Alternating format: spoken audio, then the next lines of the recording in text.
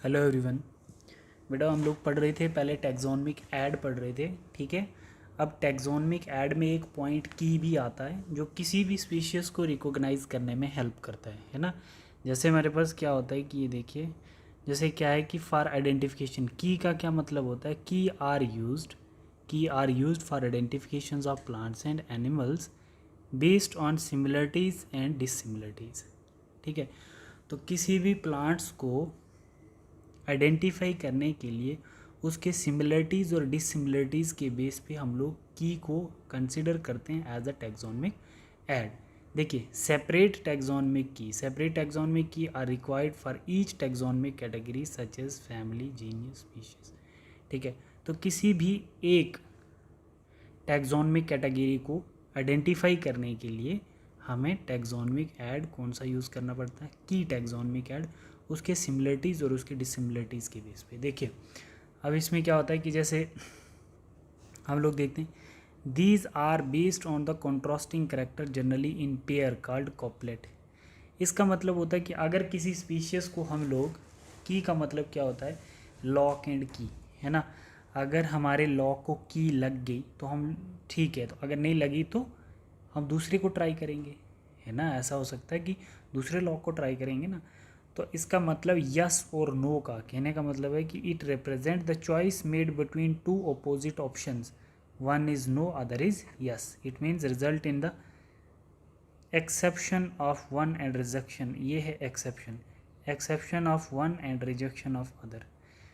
अगर हम किसी स्पीशीज़ को आइडेंटिफाई कर रहे हैं उसके सिमिलरिटीज़ या डिससिमिलरिटीज़ के बेस पे, अगर आइडेंटिफाई कर रहे हैं तो एक्सेप्शन मीन यस, अगर नहीं कर पा रहे हैं तो रिजेक्शन मीन्स नो, ठीक है। देख लीजिए, जैसे हमारे पास क्या होता है कि अगर किसी ऑर्गेनिजम्स की हमारे पास कोई अननोन ऑर्गेनिजम्स है तो उसकी हम फर्स्ट करैक्टर ले रहे हैं ड्राई स्किन, ठीक है। तो अगर उस ऑर्गेनिजम्स में ड्राई स्किन है, अगर उस ऑर्गेनिजम्स में ड्राई स्किन नहीं है तो सेलिमेंड्रा कहला सकता है, ठीक है। नहीं है तो सेलिमेंड्रा कहलाएगा। हम लोग आगे शिफ्ट करेंगे, दूसरा करैक्टर देखेंगे उसका। अगर उस ऑर्गेनिजम्स में हेयर प्रेजेंट नहीं है तो वो लेजर्ड कहलाएगा, ठीक है। अगर उस ऑर्गेनिजम्स में ओपेसेबल थम जो है वो नहीं है, ठीक है, ओपेसेबल थम्स नहीं है तो वो टाइगर कहलाएगा। अगर उस ऑर्गेनिजम्स में बाईपेडल्स नहीं है तो वो गोरिल्ला कहलाएगा, अगर है तो वो ह्यूमंस कहलाएगा, ठीक है बेटा। तो इसके बेस पे भी आप लोग देख सकते हैं, ईच स्टेटमेंट इन अ की इज कॉल्ड लीड। तो हर एक स्टेटमेंट को हम लोग क्या बोल सकते हैं, लीड बोल सकते हैं, ठीक है। Key are analytic in nature's. तो जो की होती है वो एनालिटिक इन नेचर्स होती है, एनालिसिस करने के लिए। कहने का मतलब क्या है कि एनालिटिक इन नेचर्स में क्या होता है कि की जो है ना इंडिविजुअल टैक्सा को आइडेंटिफाई करने के लिए यूज़ की जाती है। कहने का मतलब है कि हम ऑर्गेनिजम्स को एक्सेप्शन और रिजेक्शन के बेस पे क्लासीफाई करेंगे। अगर ऑर्गेनिज्म हमने नहीं पहचाना, है ना, नहीं पहचाना, तो हम लोग ये आइडिया लगा सकते हैं कि अगर स्किन उसकी ड्राई नहीं है तो सैलमेंड्रा हो सकता है, अगर उसकी स्किन पे हेयर नहीं है तो वो लेजर्ड हो सकता है, अगर उसके पास उसके थम्स जो ऑफिसेबल्स नहीं है तो वो टाइगर हो सकता है, अगर उसके पास बाईपेडल्स लेग्स नहीं है तो वो गोरिल्ला हो सकता है। होना तो यस वाला करेक्टर तो हम लोग तो कॉन्ट्रास्टिंग लेंगे ना, नहीं होगा तो हम आगे तभी तो बढ़ेंगे, तो उसी को की कहते हैं। कहने का मतलब एक लॉक में अगर की नहीं लग रही तो हम दूसरे लॉक में अटैम्प्ट करेंगे, फिर तीसरे में करेंगे, चौथे में करेंगे। तो यही होता है कि टैक्सोनमिक ऐड, की जो होती है एक पार्टिकुलर टैक्सा को आइडेंटिफाई करने में हेल्प करती है। अब इसी में कुछ इंपॉर्टेंट टर्म्स होती हैं टैक्सोनमिक ऐड में। एक आती है हमारे पास फ्लोरा, एक फ्लोरा, मैनुअल्स, मोनोग्राफ और कैटलॉग्स।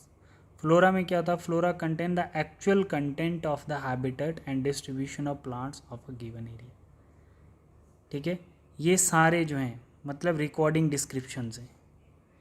क्या है ये, flora, manual, monograph, catalogue, these are all the recording descriptions of the species, ठीक है। तो इसमें फ्लोरा के अंदर किसी भी flora content actual content of habitat and distribution of plants of the given area, किसी भी प्लांट का रिकॉर्ड और उसका हैबिटेट फ्लोरा में फ्लोरा में ऐड किया जाएगा, ठीक है।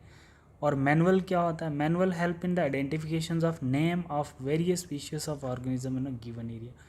तो किसी पर्टिकुलर टैक्सा, ठीक है, जैसे आ गया क्लास, फैमिली, ऑर्डर, जीनियस, किसी भी पार्टिकुलर टैक्सा का नेम आइडेंटिफाई किया हो तो मैनुअली उसका रिकॉर्ड रखा जा सकता है।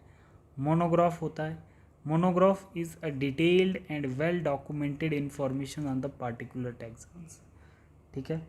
तो किसी एक पार्टिकुलर स्पीशीज़ का रिकॉर्ड रखना, that is known as monograph. Manual का मतलब होता है कि कंप्लीट स्पीशीज़ की किसी भी टैक्सॉन्स की आइडेंटिफिकेशंस बाय नेम रिकॉर्ड रखना, उसको मैनुअल्स कहते हैं। फ्लोरा का मतलब habitat and plant distributions area में कितने हैं, तो वो फ्लोरा कैन ड्राइव। और कैटालॉग में क्या होता है? Register containing name of all the species found in particular ways, that is known as reference book. Other means of recording descriptions, तो जितने भी ये आप देख रहे हो तो ये सारे के सारे रिकॉर्डिंग डिस्क्रिप्शंस होती हैं इनमें। फ्लोरा में क्या है, मैनुअल्स में क्या है, मोनोग्राफ क्या कहलाता है, कैटलॉग्स क्या कहता है। आप लोगों ने देखा कि कैटलॉग एक रजिस्टर होता है जिसमें क्या होता है कि ऑल स्पीशीज होती है, ठीक है, जिसको हम as a reference book consider करते हैं। मोनोग्राफ में हो गया किसी एक पार्टिकुलर टैक्सा, मतलब जैसे जीनियस हो, स्पीशीज हो, फैमिली, ऑर्डर, कोई भी एक किसी एक की पार्टिकुलर डिटेल को रखना, उसको मोनोग्राफ कहते हैं। अच्छा, मैनुअल्स क्या होता है? मैनुअल इट मीन्स की आइडेंटिफिकेशन ऑफ बाय नेम किसी चीज़ को रिकॉर्ड में रखना, मतलब वेरियस स्पीशीज का रिकॉर्ड रखना बाय नेम। और फ्लोरा का मतलब है डिस्ट्रीब्यूशंस ऑफ हैबिटेट लेवल, किसी भी प्लांट का अगर रिकॉर्ड रखा जाता है उसको फ्लोरा कहा जाता है, ठीक है। This is all about the recording distribution. अब हम लोग करेंगे NCERT सॉल्यूशंस, ठीक है, वो मैं आप लोगों को इसके सेंड कर दूंगा। वो सारे क्वेश्चंस आप लोग याद कर लेना और ये चैप्टर हमारा ख़त्म हो गया, ठीक है बेटा। अब हम लोग NCERT के सॉल्यूशंस में आप लोगों को सेंड करूँगा, वो सारे याद कर लेंगे और ये हमारा चैप्टर ख़त्म हो जाएगा।